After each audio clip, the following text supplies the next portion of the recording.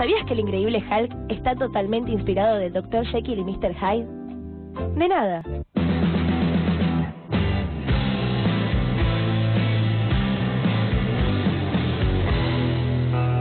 El sonido y la furia, llenándote de datos al pedo.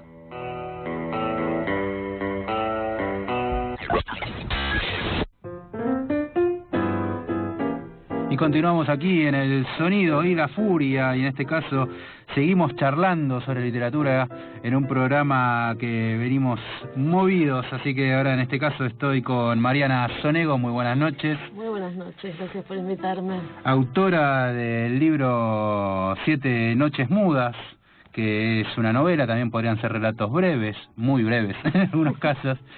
Pero bueno, básicamente tu libro habla de los años difíciles de dictadura, que en realidad en este caso podría situarse también en cualquier parte, en distintos países que hayan pasado por situaciones así, pero con la particularidad de que es narrado por una nena con una inocencia, con una mirada que, bueno, si vos no sabés y empezás a leer el libro, empezás a ver algunas cosas. Por ejemplo, la primera escena con la que te encontrás es una madre haciendo un pozo, cavando, en vez de poner semillas, letras, lo cual tiene una simbología inmensa. Contanos un poco cómo nació esta idea, cómo fue este trabajo, que me imagino que debe haber sido terrible, o sea, arduo también, para darle voz a esta niña. Esa es una pregunta que me suelen hacer y no fue un trabajo arduo, al revés, para mí fue un trabajo aliviador, digamos. Yo fui niña en la dictadura y lo viví con una... A ver, mis padres tenían cierto compromiso político y había cosas que para mí eran evidentes, de las cuales era imposible hablar. Y durante toda la década menemista yo escribí desde muy chica, pero estaba muy bloqueada en la escritura. Mira. Y cuando pude empezar a escribir este libro, esto produjo un desbloqueo y fue como una liberación para mí, porque fue como empezar a poner palabras a todo aquello que en ese momento no se podía hablar. Todo lo que no se podía decir, ¿no? Y luego te encontrás en el momento de poder hacerlo. Absolutamente. Sobre todo porque, bueno, tiene mucha fuerza eso de que no se puede decir, ¿no? ¿Qué será eso que no se puede decir? ¿Por qué no se puede decir? Son palabras, en definitiva, ¿no? Y hay una tensión con eso. Palabras y bueno, y justo el momento desprolijo de la radiofonía nacional es el ingreso de Luis Alexis Leiva con regalo. Claro, cumpliste año ayer. No sé, sí. Ahora hablo. Esperen que me acomode, gente. Hola, ¿cómo estás? Saludos. Bien, un gusto. Acabo de llegar porque, bueno, y me interceptaron en la puerta, se van a reír, una chica pintada los ojos. Ahora vamos a... Sí, así como chorreado los ojos, medio raro. ¿Y por qué motivo? No sé, estaba con eso en la mano, con un paquete que tenemos ahí que dice para el sonido de la furia. La miércoles. Y bueno, y se lo recibí. No lo abramos porque volamos por el aire. Tengo miedo. Abremos la distancia. Es más, yo creo que no deberíamos abrirlo y dejarlo como el cuento así de Tarantino, ¿viste? Como en las películas, como tiempo que queda todo el tiempo ahí que no sepamos qué es. Es más, porque vos venías hablando justamente, mirá cómo enganchamos acá, te digo el pase. Vos venías de lo que no se puede nombrar en los cuentos de Mariana, ¿verdad? Sí. Bueno, no nombraste la bomba, que da un tema. Hay algo de eso. Sí, a eso íbamos justamente. Pero bueno, no, justamente hablando de la importancia que puede llegar en una palabra como para que no se tenga que ser nombrada, digo. Bueno, en realidad no era una palabra, eran hechos. Y las palabras remitían a hechos, que era lo que no podía ser nombrado, ¿no? Sí, lo cual le da una presencia que en realidad no es lo que buscan precisamente hacer. Pero digo, eso también genera esa... en la mirada del personaje, de la niña, digo, claro, es empezar a comprender ella qué es lo que está pasando, ¿no?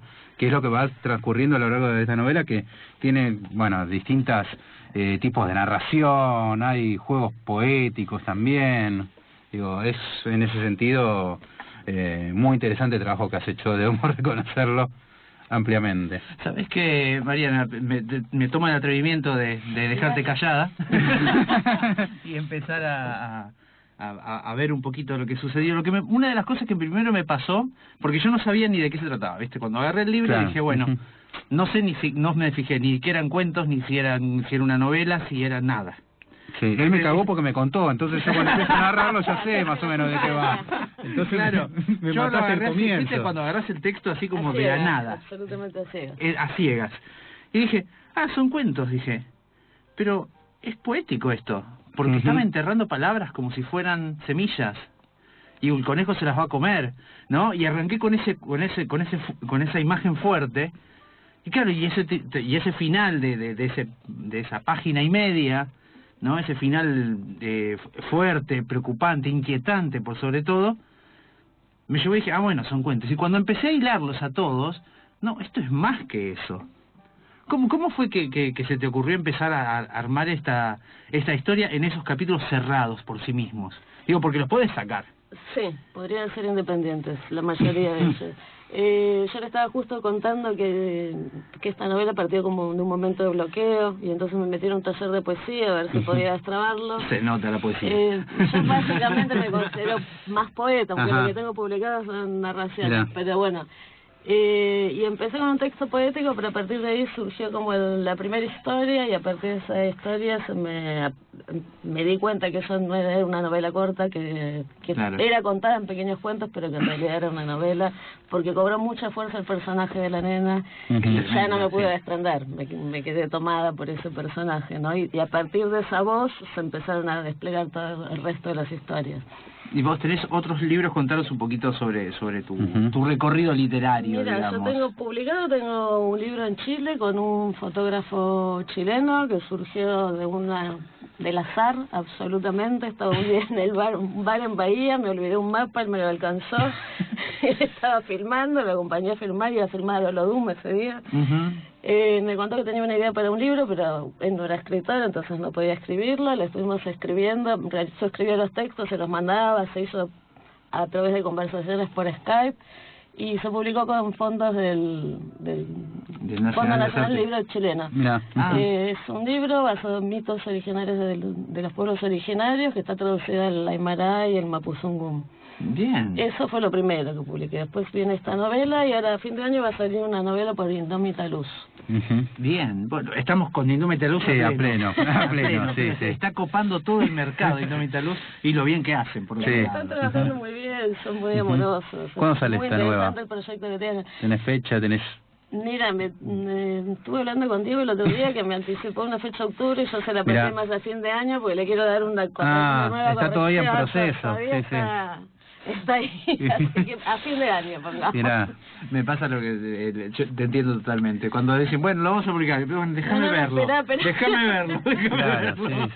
Sí, no, está bárbaro. No, espera un poquito. Así que y en ese ida y vueltas de los textos, hay una temática muy fuerte de fondo. Me gustaría que nos cuentes un poquito sobre el contexto que te llevó a contar sobre esa cosa oculta, esos juegos de escaparse, esos juegos de ocultarse de los niños. Bueno, era la realidad que vivimos de un modo o de otro todos los que fuimos niños en la dictadura, más con más cercanía, con mayor distancia, pero incluso los que no estaban, cuyos padres no estaban ligados a la política, todos han visto cosas que sucedían. Qué sé yo, tengo un amigo que me contaba que cuando salía a jugar la mamá le decía, no levantes un paquete que puede ser una bomba, siguiendo con el tema. ¿Qué mensaje es para un niño? Claro. No levantes un paquete que puede ser una bomba.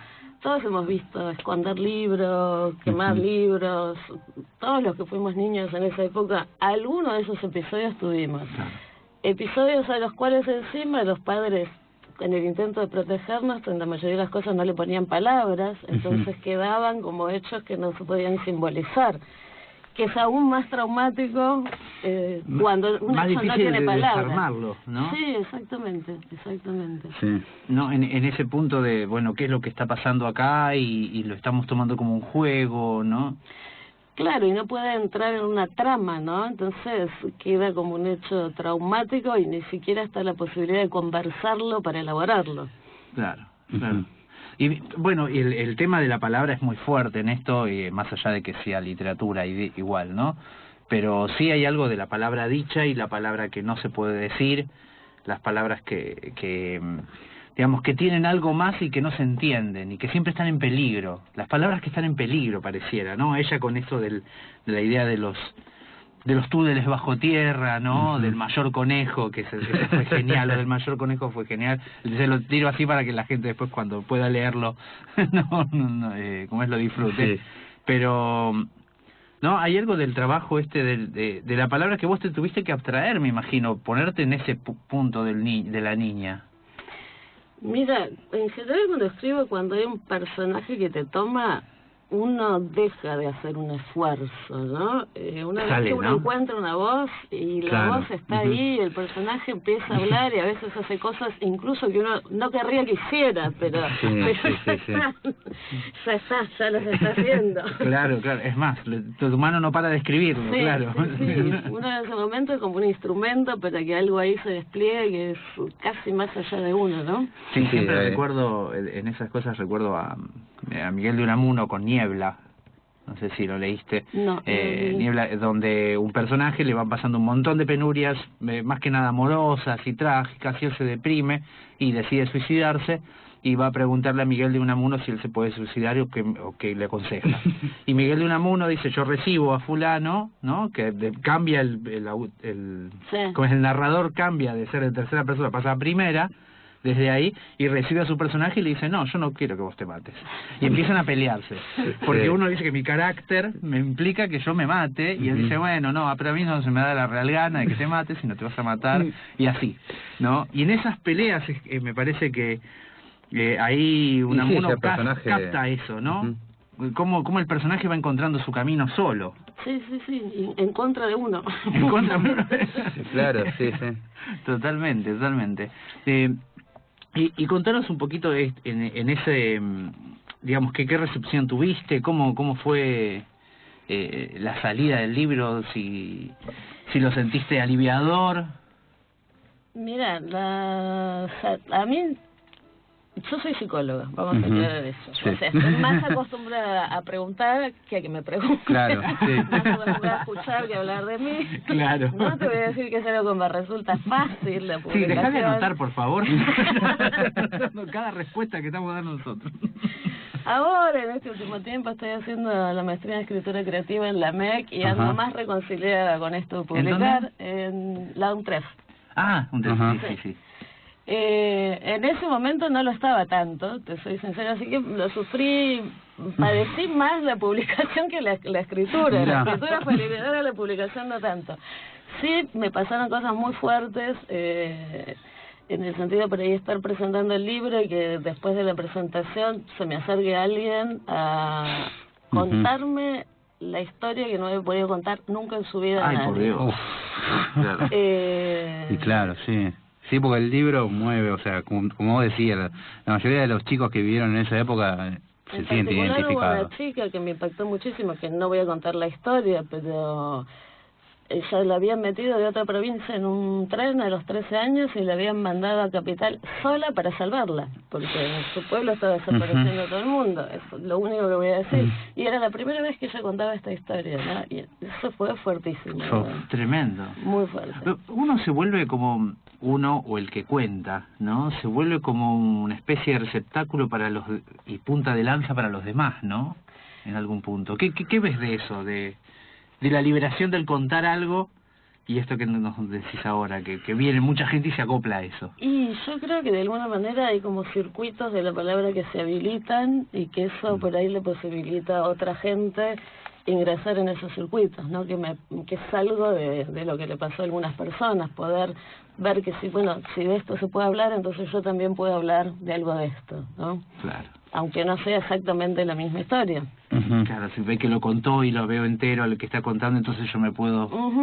¿no? Hay esta identificación. El otro día pasaba por una comisaría pasaba pero por la vereda, no porque me detuvieran. No en ese momento, por lo menos. De visita. Claro, no en ese momento, por lo menos, en San Martín, y había una placa y había puesto la municipalidad de hace unos cuantos años y que contaban que ahí desaparecían gente y que de ahí las pasaban a la ESMA, ¿no? Y bueno, y contaban un poco todo lo que había sucedido en esa comisaría. Y estaba con una amiga que pasábamos por ahí y hablábamos de eso y lo vimos, porque fuimos a leerlo, al cartel, y pensamos en esto de que esto se pudo dar en un momento de que pararte y que te dé escalofríos de estar en ese lugar. Cuando ya le ponen la palabra, te da el escalofrío, decís, por Dios, acá pasó muchísimas cosas. Y también pensamos en que estos carteles no estarían apareciendo en estos tiempos. No, no, como estas contradicciones de políticas que hay. Sí, estamos volviendo a la época donde ciertas cosas no se pueden decir o están tan banalizadas. Claro, es otro tipo de estrategia. Sí, que es otro tipo de estrategia, tal cual. Ya nadie va a escuchar tu remera, decía el indio, ¿no? No, claro, que sí, justamente banalizarlo, esos discursos, sí, justamente en vez de imponerlo, dicen como restando importancia, empezar a hablar, olvidar el pasado, todo ese tipo de cosas. Estamos volviendo a discutir cuántos desaparecidos hubo. Sí, claro. Estamos volviendo a discutir si los nietos son nietos recuperados o no. Si son muy grandes para la foto, no, pero ese tipo no puede ser nieto, mirá la edad que tiene. Tráiganme el ADN, como dijo la barbaridad que dijo Casero el otro día, ¿no? Bueno, justamente. Aparte se pone personajes hablando de personajes, ¿no? Porque se utiliza gente que hace de personajes para contrarrestar con idiotez todo eso, para poder bajar el nivel de la discusión de todo esto, ¿no? Y en eso me parece que son no porque digamos solamente tenga ese fin un libro como el tuyo, como 7 noches mudas, sino que tiene como un recordatorio de hay formas de contar lo que pasó, de las cosas que pasaron y que pasaron más de lo que uno sabe, ¿no? Y que cada caso individual te sucede y sucede por primera vez cada vez que te lo cuentan. Sí. ¿No? Hay algo de eso de la ficción, que eso me parece maravilloso. Cuando uno lo sufre leyéndolo, ¿no? Para uno por primera vez está pasando. Y cada vez que se lee. Y cada vez que se lee. Porque cada lector recrea la historia desde sí. Sí. Eso me parece brillante. Y que aparte porque lo buscaste en una forma que no tiene que ver con lo lacrimógeno, con el golpe bajo, no fuiste para ninguno de esos lugares, sino para una casi naturalización de la narradora. Es que yo creo que los chicos viven las cosas de alguna manera así, ¿no? Los viven, a ver, sin toda la sobreinterpretación que le hacemos los adultos, y viven tratando de inventarse sus explicaciones cuando no las tienen, y eso es lo que yo traté de rescatar, ¿no? El tipo de explicaciones que se da a un chico para las cosas que no puede comprender cuando no encuentra explicaciones en los adultos. Claro. ¿Y qué niños tuviste de modelos? O que más o menos, no te voy a decir nombres, ese es el punto. Es que no sé si tuve niños reales. En principio me parece que me tuve a mí. Hay cierta mirada que tiene que ver con algo de eso. Niños de consultorio, sobrinos, hijos. Había un montón de niños, pero muchos amigos de alguna manera aparecen también. Hay relatos de amigos, cosas que me han contado de sus infancias. Claro.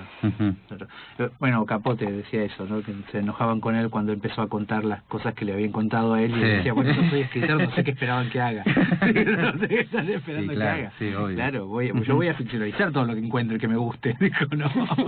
Sí, hay que hacerse de las herramientas. Sobre todo para construir personajes como este, ¿no?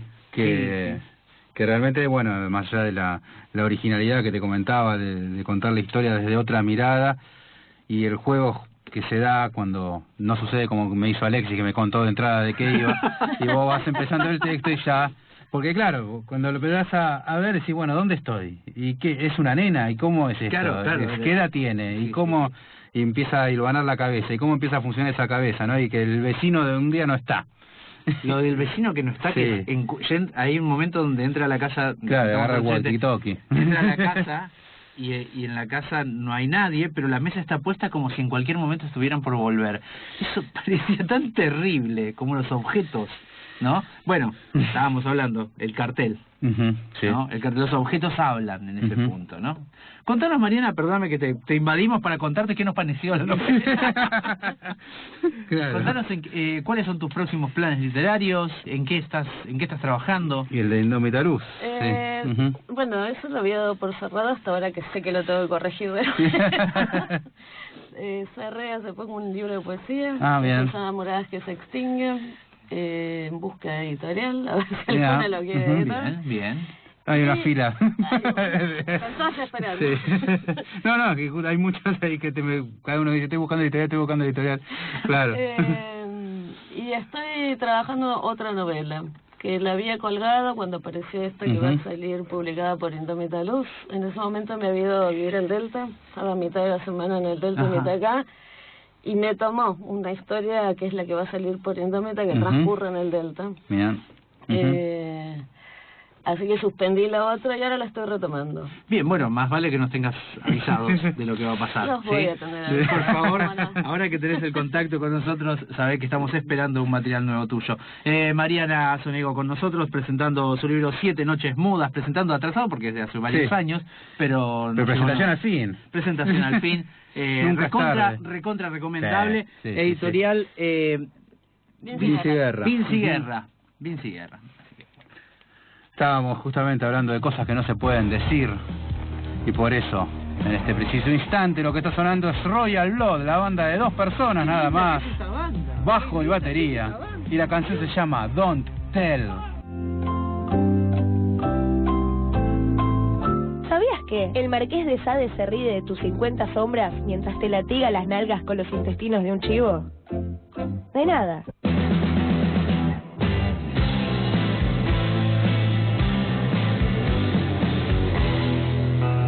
El sonido y la furia, llenándote de datos al pedo.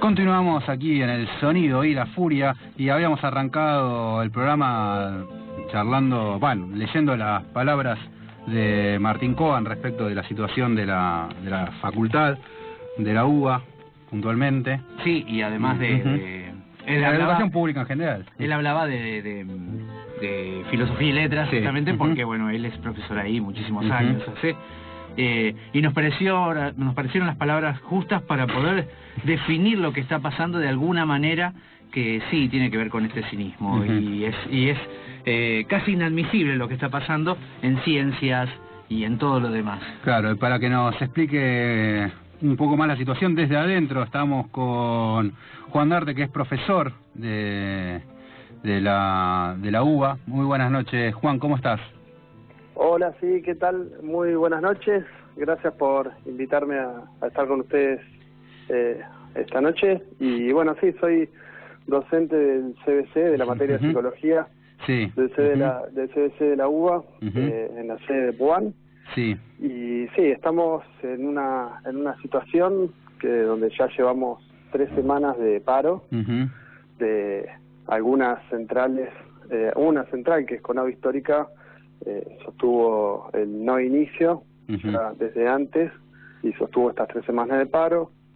Otras centrales primero lo habían levantado y después la semana pasada también llamaron al paro. Esta semana lo volvieron a levantar, pero todas coinciden en llamar a una marcha educativa el día 30, que esperamos que sea muy multitudinaria, porque la situación es gravísima. Claro. Si quieren, les cuento muy rápidamente la situación. Es que la situación en la universidad, como ya charlaron un poco, es muy crítica. El presupuesto universitario, con la devaluación, perdió más o menos un 35% desde el año pasado. Entonces la situación presupuestaria ya es grave. Más del 90% de ese presupuesto va a sueldos docentes. Y en ese marco el gobierno pretende aplicar un techo salarial del 15%, cuando la inflación para este año es de mínimo un 30 o 32%. Claro, o sea, es recortar el salario docente en un 15% o más. Sí, porque justamente, bueno, una de las cosas que desde el gobierno estaban diciendo es que el presupuesto se está sosteniendo, que en realidad no hay una quita. Lo que sucede es que el presupuesto se hizo en una situación donde el dólar era de 19 y la inflación pronosticada era del 15. Digo, lo que no se está haciendo es el ajuste que corresponde a ese presupuesto. Exactamente. Sí, hace unos días se difundió un manual que hicieron algunos funcionarios del gobierno de Cambiemos, para que básicamente es un manual de mentiras, para poder salir a dar alguna explicación o intentar confundir respecto a una lucha que se está extendiendo en todo el país. Y una de las cosas que dicen es que el presupuesto no cayó, y que el salario tampoco, que el salario docente no cayó. Sí. Más o menos, ¿cuánto está cobrando hoy, para que la gente tenga una idea de la dimensión de lo que estamos hablando? ¿Cuánto está cobrando hoy un docente, pongamos que empieza o con determinada cantidad de horas cátedra? Sí, bueno, por ejemplo, en mi caso, yo soy ayudante de primera, estoy al frente de un curso, tengo entre 60 y 80 estudiantes, todos los cuatrimestres, que son del CBC, en un área particularmente sensible, donde recién ingresan a la universidad, donde no debería haber más de 30 por curso, tenemos entre 60 y 80, yo estoy cobrando de bolsillo un poco más de 5.000 pesos. No, o sea que de un 5% estamos hablando de aumento sobre 5.000 pesos. Exactamente, por eso, es un poco más de una pizza especial. No, sí, no. Es irrisorio y es una tomadura de pelo. A esto déjame agregar una cosa, que es que en la última reunión paritaria el gobierno volvió a reiterar el techo del 15%, pero aplicó directamente un aumento del 10%. Claro, sí. 10,8%. O sea, una verdadera... 500 pesos. Provocación, sí, 500 pesos. Y una cosa más, hay miles y miles de docentes que trabajan ad honorem también en la universidad, que sostienen la universidad y no cobran un centavo. Y con una situación edilicia, presupuestaria de conjunto, que lo que estamos viendo ahora, el ataque al sueldo docente, es un aspecto gravísimo, por esto te decía, pero es un ataque de conjunto al presupuesto universitario, y eso es la magnitud que tiene esto, es que estamos frente a un ataque como los que ya vimos anteriormente en el 99 o en el 2001 con López Murphy, donde si no salimos docentes, estudiantes, el conjunto de todos los que estamos interesados en que la universidad pública sea de acceso a las grandes mayorías de trabajadoras y populares, los planes del gobierno son desguazar el sistema público de educación, al igual que están haciendo con el sistema público de salud también, y con otros ámbitos públicos como las jubilaciones, etcétera. El acuerdo del FMI significa eso. Sí, de hecho también estaban los reclamos de la gente del CONICET, o sea, es masivo la situación. Exactamente, también en Ciencia y Técnica nos estamos movilizando conjuntamente, porque también hay una situación de desguace del sistema de Ciencia y Técnica. Antes de ayer se conoció que están cortando directamente los acuerdos bilaterales en Ciencia y Técnica, por lo cual un montón de investigadores se están quedando directamente sin trabajo. Y ya venían cortando a la mitad el ingreso a la carrera de investigador en el CONICET. Con lo cual, sí, la situación también lo vemos en otros sectores, como en TENAM, por ejemplo, también lo vimos en el INTI.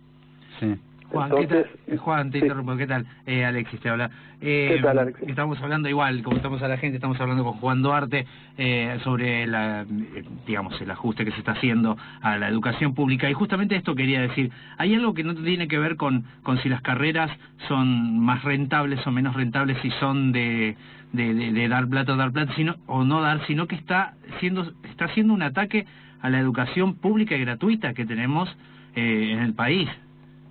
Exactamente, sí, exactamente. Es un ataque al conjunto de la educación.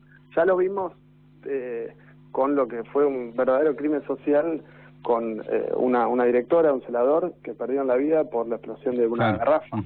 Bueno, esto está conectado, este ataque a los docentes universitarios, nosotros lo vemos muy conectado, porque es ver a la educación pública como un gasto innecesario al cual hay que recortar.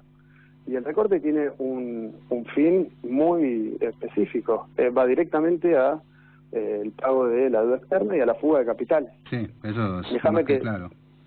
Te dé un dato, este año en fuga de capitales se fueron 16.000 millones de dólares. Eso equivale a 5 veces el total del presupuesto de las 57 universidades nacionales.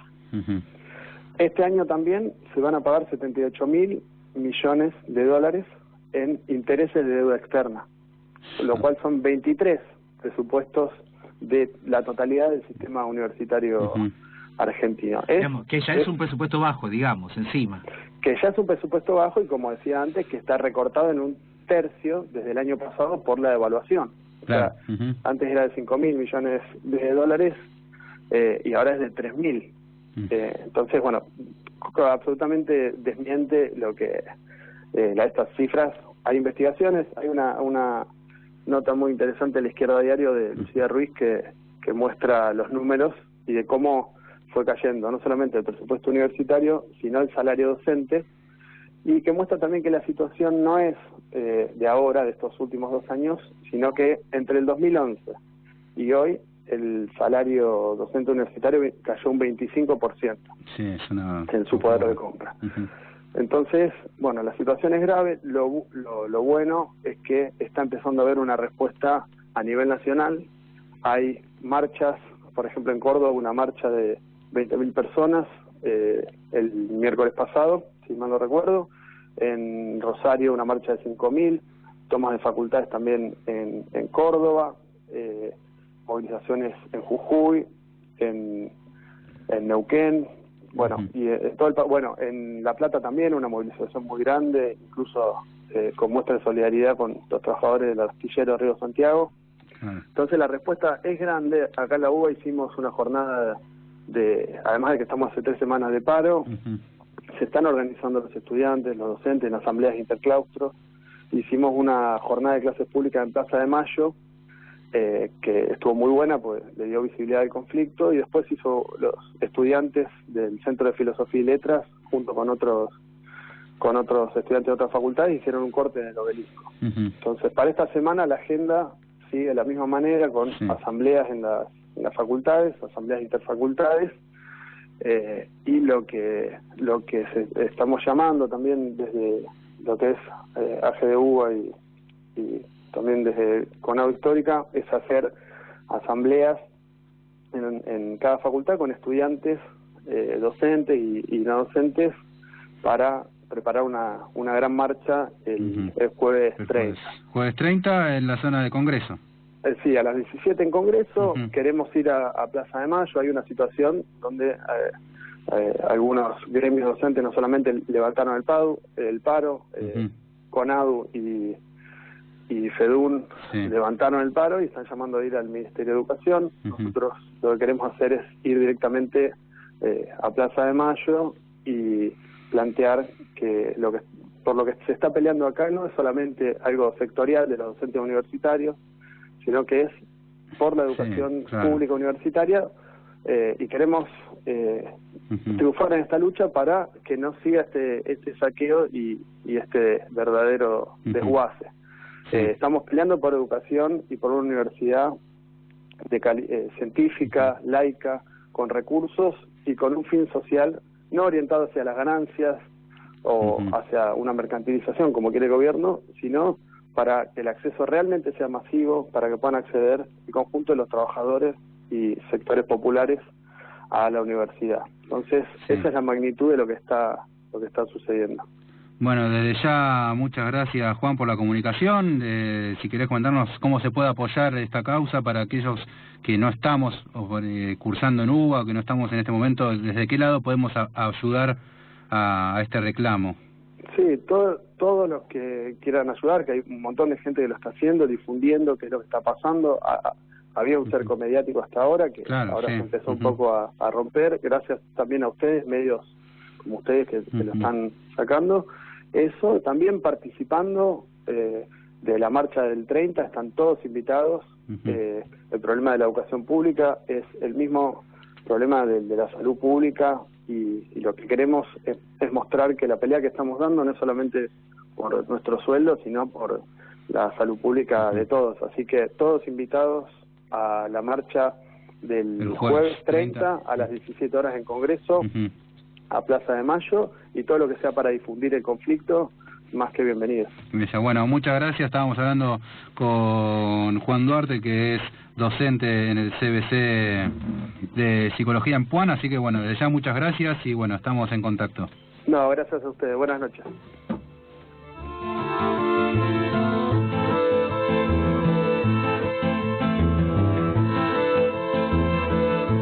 Dicho esto, retomamos nuestro... Wow, ¿cómo volvemos de esto?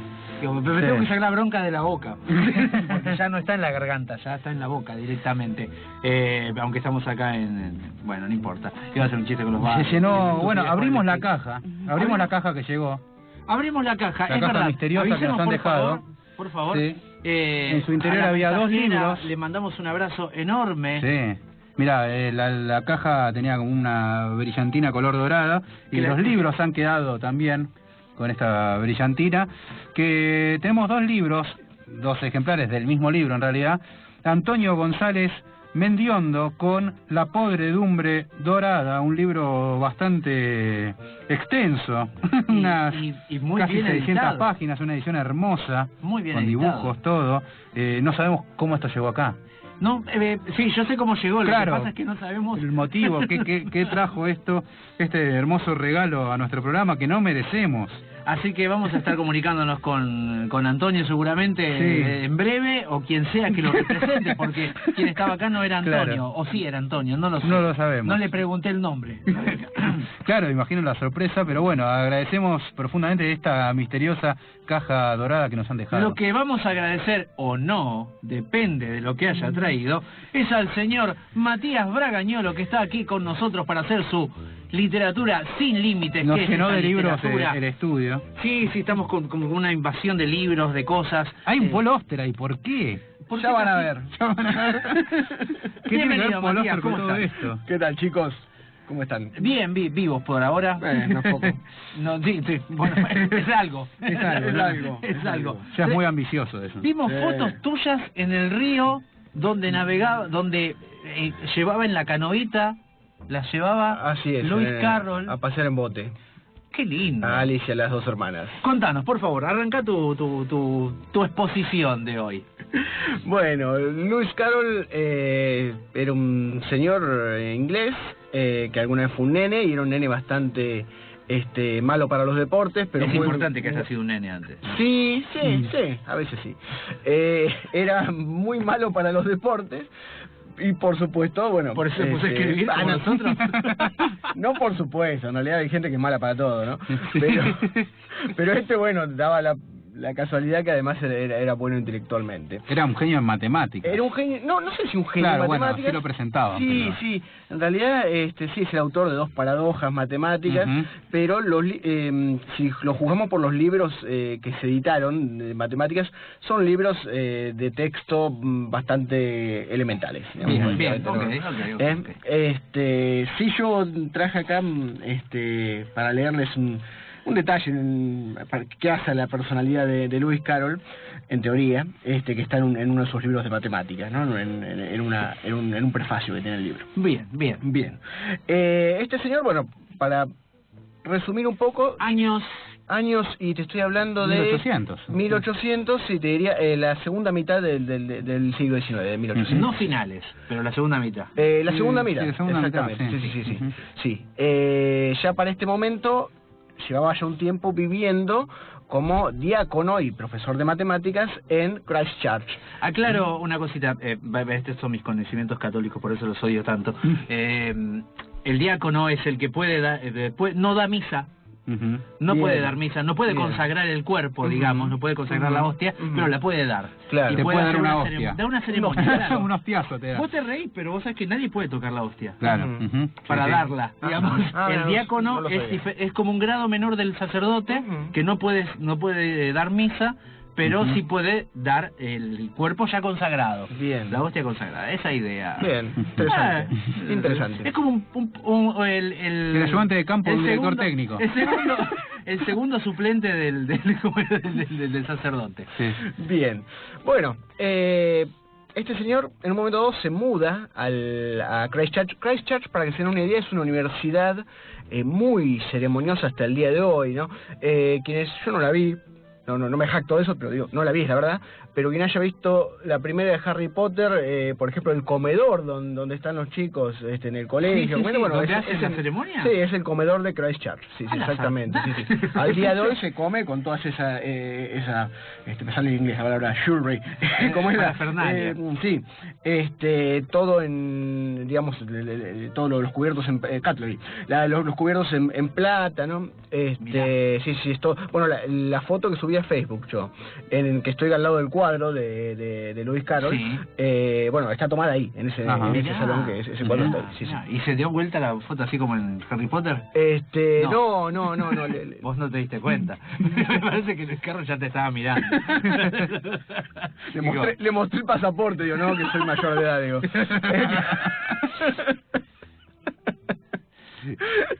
Bueno, la cuestión es que se muda un decano nuevo, y resulta que este decano tenía una mujer, hago esta aclaración porque pues va a servir este dato, una esposa muy linda, y tenía 3 hijas y un hijo. Harry y Alice, ¿no? Ahí aparece el nombre. Ahí aparece el nombre por primera vez, con sus 2 hermanas, Leona y Edith, creo que eran las hermanas. Que son más grandes que ella. Sí, la memoria no me falla. ¿No? Más grandes que ella, ambas, exactamente. Sí, una diferencia de 2 o 3 años de edad tenían entre ellas. Vamos a tirar el primer dato acá, controversial. Y acuérdenselo para más adelante. Bien, dato de vital importancia. Sí. Matías. Parece que el decano le había hecho 4 hijos a su mujer, ¿no? Una mujer muy linda, pero parece que al decano... hecho es fuertísimo. No te lo puedo dejar pasar. Bueno, perdón, le llenó la panza de hueso 4 veces. Así que más elegante. Sí. Bueno, parece que le gustaban los hombres en realidad al decano. Y está de hecho muy enamorado de un alumno ahí, ¿no? Sí. Acuérdense de este dato. No es un dato homofóbico, es un dato que va a servir para más adelante. Bueno, resulta que Lewis Carroll se llevaba muy bien con los niños. Sí. En realidad hay un detalle ahí, bien con las niñas, no con los niños.